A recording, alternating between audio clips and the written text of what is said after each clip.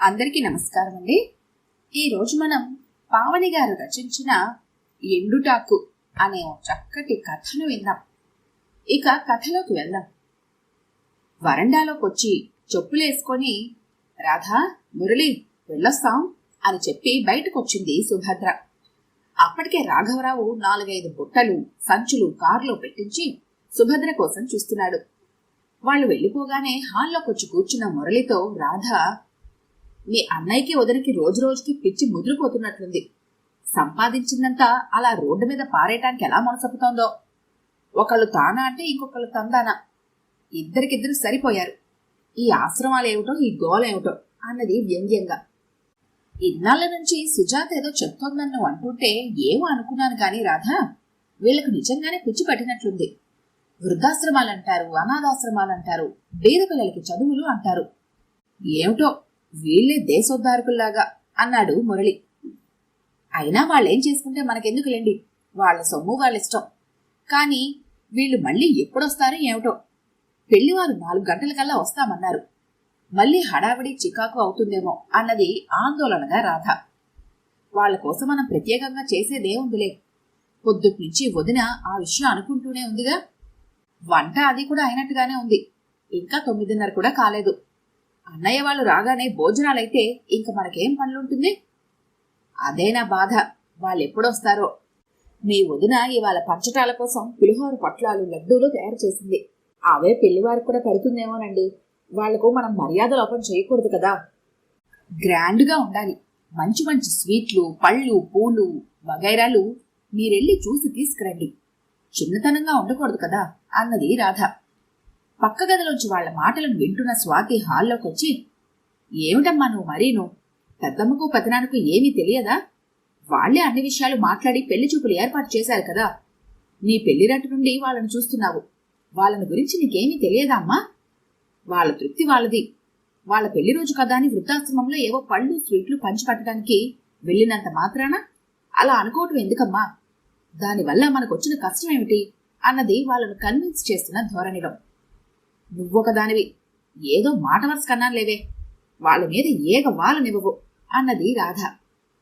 పిల్లలు లేకపోయినా పిల్లల్ని వాళ్ళెలా చూస్తారో ఆ ప్రేమను అనుభవించున్నాను కాబట్టి చెప్తున్నాను. పెద్దమ్మ పెదనాన్న వచ్చేటప్పుడు ఏమేం తేవాలో చెప్పుకుంటుంటే నేను విన్నాను. నీ మనసుకు నచ్చినట్లుగానే పెళ్లి వాళ్ళకి మర్యాద చేస్తారు గాని అమ్మా, నువ్వేం టెన్షన్ పడకు అన్నది స్వాతి.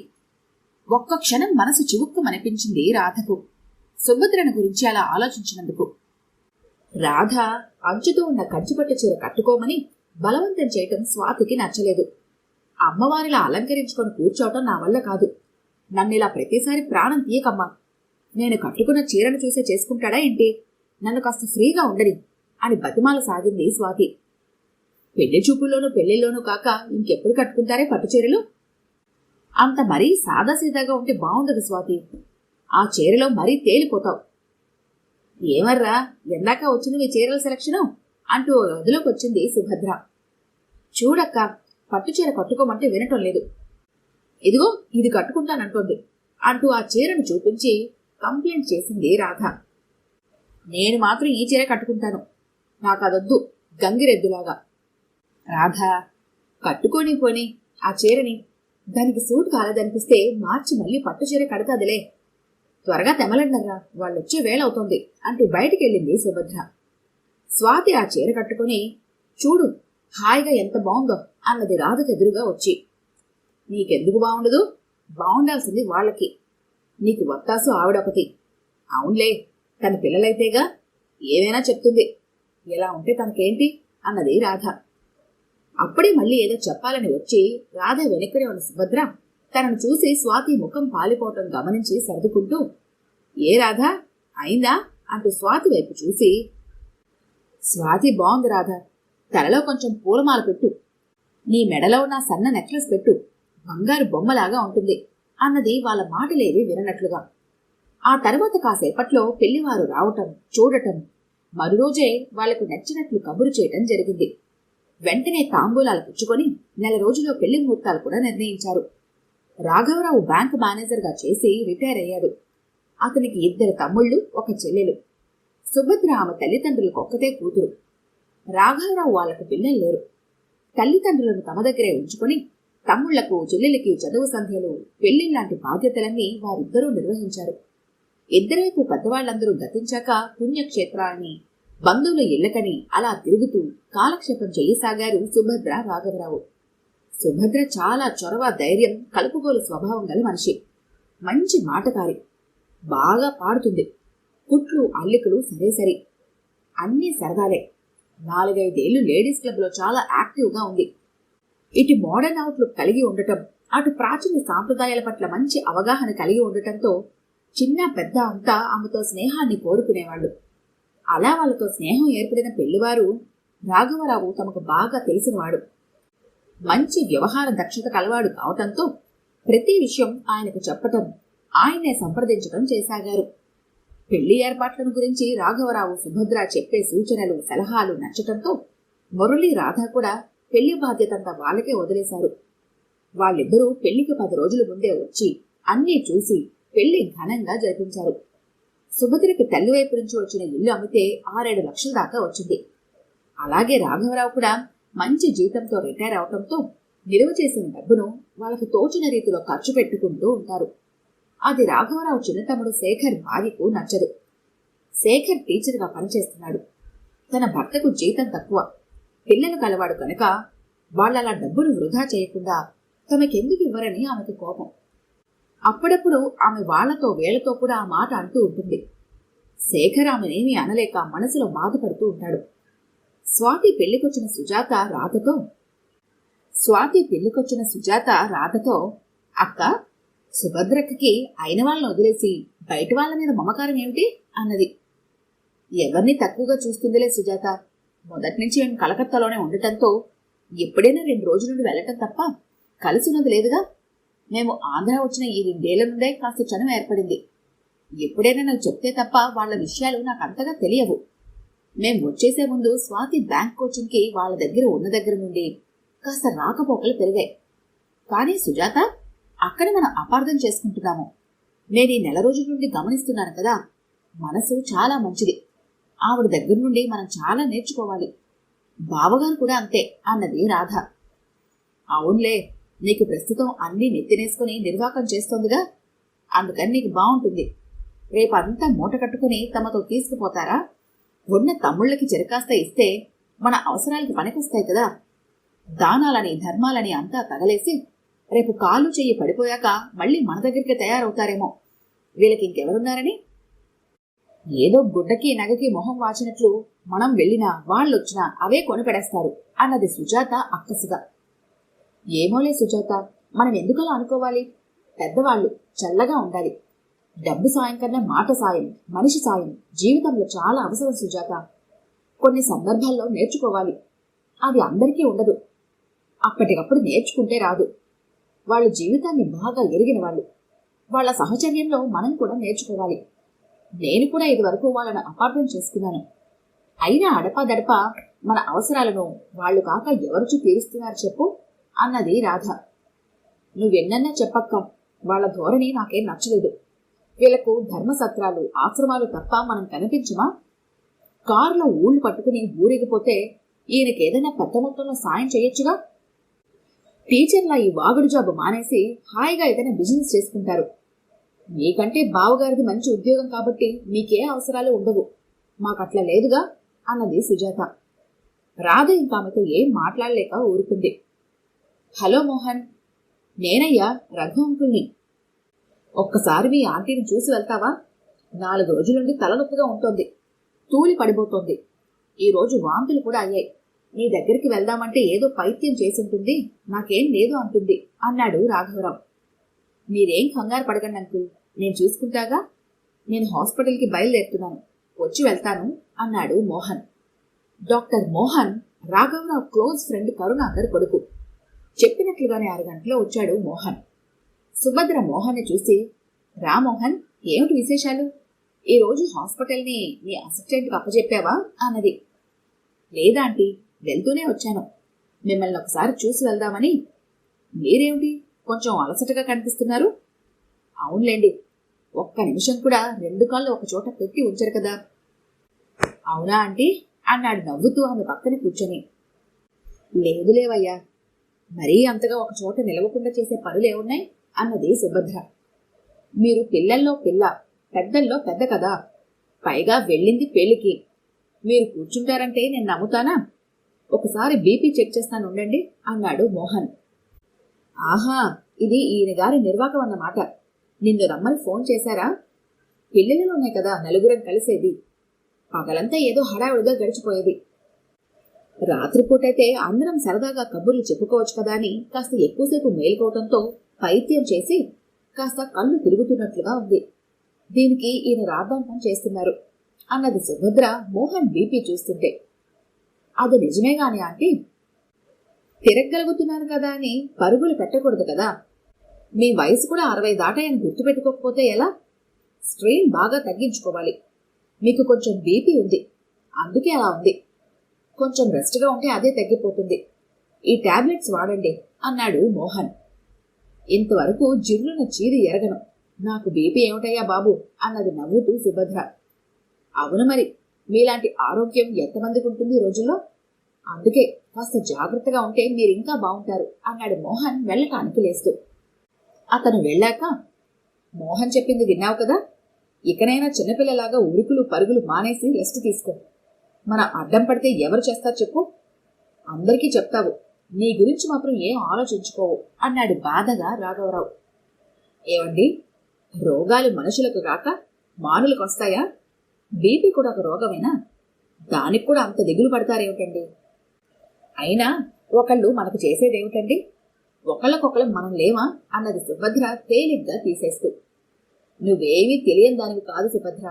నువ్వు పుట్లు, అల్లికలు, సంగీతం అని పిల్లలతో వాగి వాగి అలసిపోతున్నావు. నీకందులో ఎంత ఆనందం ఉందో నాకు తెలుసు. నీతో పాటు ఆ పిల్లల మధ్యాన నేను ఎంజాయ్ చేస్తున్నాను, కాదనను. కానీ ఇంక తగ్గించుకోవాలి. నీ ఆరోగ్యం దెబ్బతింటే మాత్రం నేను చూడలేను అన్నాడు రాఘవరావు. అలాగేలేండి, మీరలా దిగులు పడకండి. ఏదో నాకు పెద్ద ప్రమాదం ముంచుకొచ్చినట్టు మాట్లాడుతున్నారు. మీరు చెప్పినట్లుగానే చేస్తాను, సరేనా అంటూ మంచం మీద పడుకుంది అలసటగా సుభద్ర. స్వాతి పెళ్లిలో రాఘవరావు పెద్దనాన్న కొడుకు వెంకట్రావు రాఘవరావుతో ఆ మాట ఈ మాట మాట్లాడుతూ, రఘు, నీకు పిల్లలు లేకపోతే పోయింది.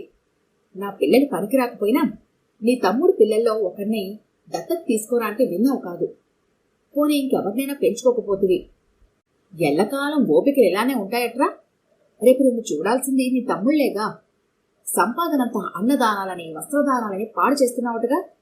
అంతా పోగొట్టుకుని వస్తే మిమ్మల్ని వాళ్ళు మాత్రం ఏం చూస్తారు అన్నాడు ఏమాత్రం మొహమాటం లేకుండా. తనకు సంతానం లేకపోవటం తప్పు, తన సొమ్మును తాను ఖర్చు పెట్టుకోవటం తప్పు. తనకు నీతులు చెప్పే ఈ పెద్ద మనిషి ఊళ్ళో ఆస్తిని హారతకర్పూరం చేసి పెళ్ళాం బిడ్డల్ని పట్టించుకోకపోతే వదిలిగారి బాధను చూడలేక పిల్లలిద్దరినీ తన దగ్గరుంచుకొని డిగ్రీ దాకా చదివించాడు. తన ఫ్రెండ్స్ సహాయంతో ఏదో ప్రైవేటు కంపెనీలో ఉద్యోగాల్లో పెట్టాడు. ఇంకా ఏదో చేయలేదని తన మీద కోపం. బహుశా ఇటువంటి మాటలే సుభద్ర చెవిన కూడా పడి ఉంటాయి. నిండుకుండా సుభద్ర తొనకదు, వెనకదు, దేన్ని సాధారణంగా లెక్క చేయదు. నవ్వుతూ సమాధానం చెప్తూ సమస్యను పరిష్కరించుకుంటుంది. కానీ ఇలాంటి ఉచిత సలహాలు, వంకరి మాటలు ఎవరినైనా కలవరపడతాయి. తనకే బాధ అనిపించింది. సుభద్ర మాత్రం బాధపడదు. డబ్బున్నదే, అది పాపిష్టిది. అది ఉండి బాధ పెడుతుంది, లేక బాధ పెడుతుంది.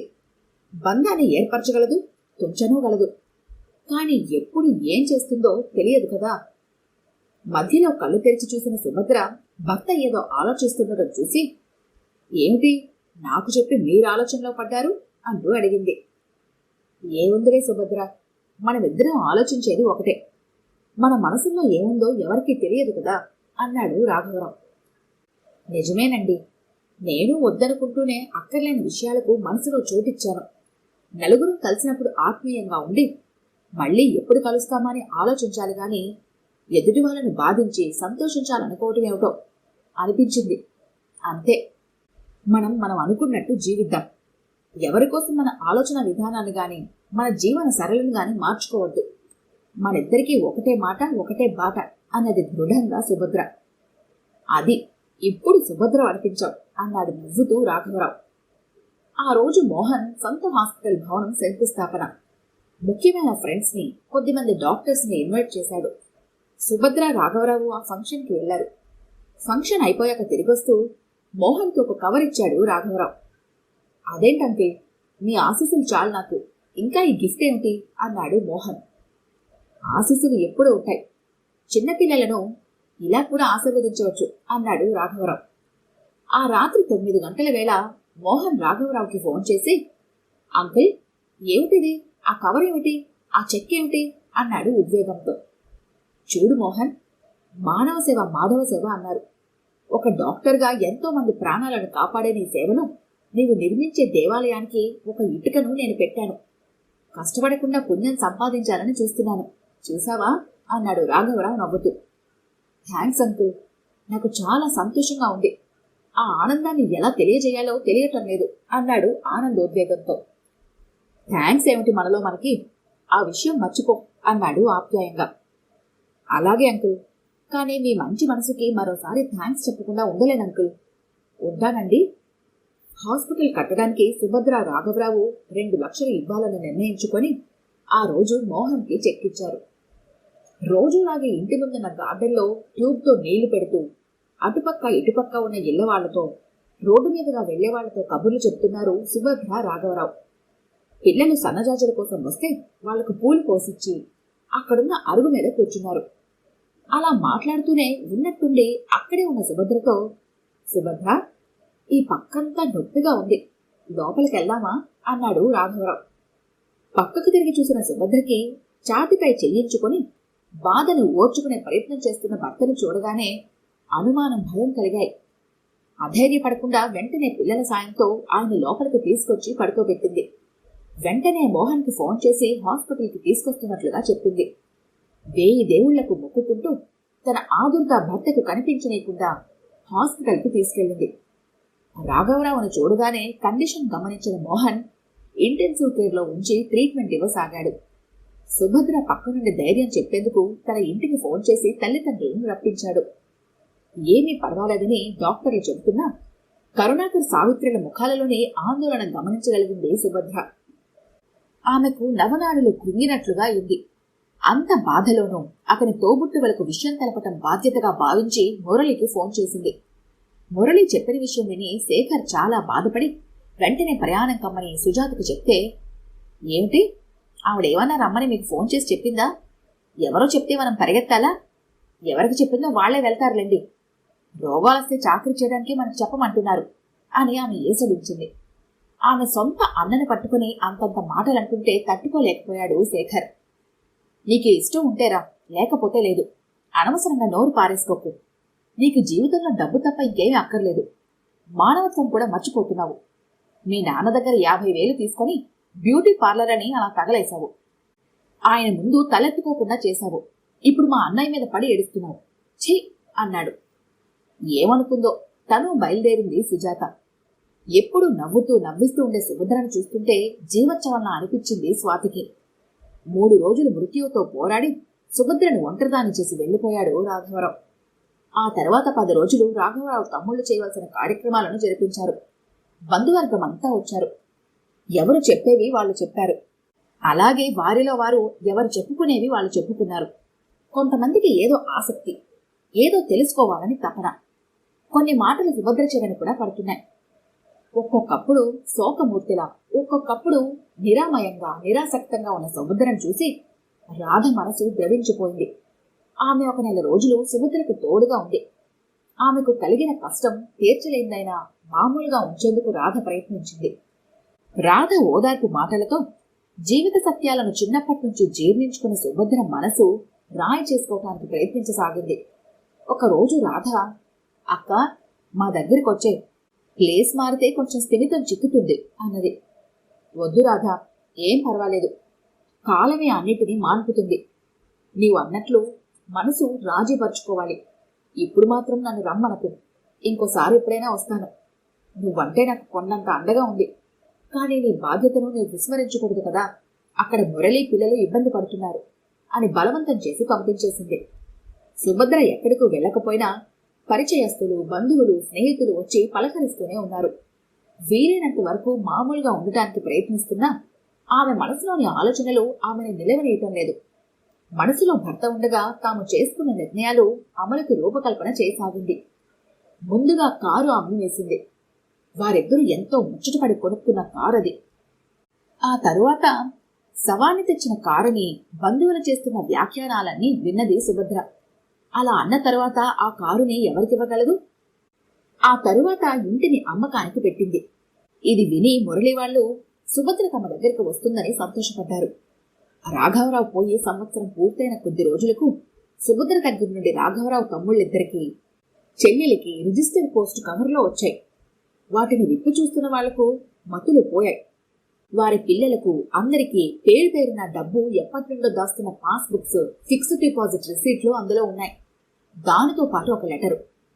మీరందరూ నన్ను మీ దగ్గరికి రమ్మనటం నాకు సంతోషమే. కానీ నా శేష జీవితాన్ని నాలాంటి వృద్ధుల మధ్యలో గడపటమే మంచిదని నిర్ణయించుకున్నాను. ఇది మీ అన్నయ్య ఉన్నప్పుడే. ఎవరు ముందు పోయినా రెండో వాళ్ళు ఇలానే చెయ్యాలి అనుకున్నాను. ఎండుటాకును సంరక్షించటం చాలా కష్టం. అలాంటి ఆకులన్నీ ఒకచోట ఉండటమే మంచిది. మీరు నా గురించి బాధపడవద్దు.